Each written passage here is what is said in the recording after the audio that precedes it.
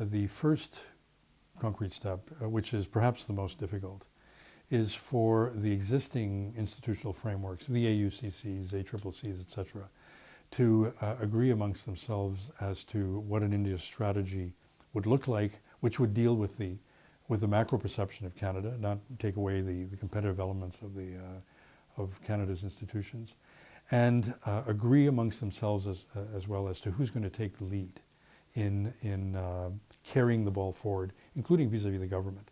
Where we can add value is advising on how to approach India, what are the forms of collaboration that we could provide.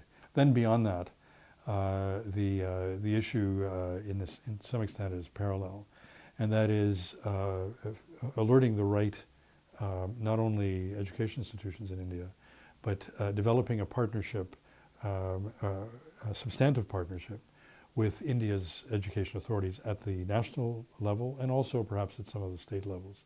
And I guess the last thing I would say, it really comes down to back to the institutions themselves. Many of our institutions have both a macro and a micro understanding of what it is that they want to achieve in India, where India fits, or more accurately, where Indian institutions and scholars and grad students and postdoc students, where they fit in Canadian and individual Canadian institutions' vision of their own future to serve their interests and, of course, Canadian interests.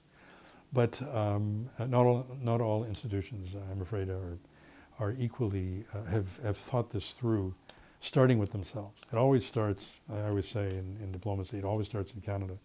Well, it always starts at UBC or it starts at U of A, and it's from that starting point that objectives are defined.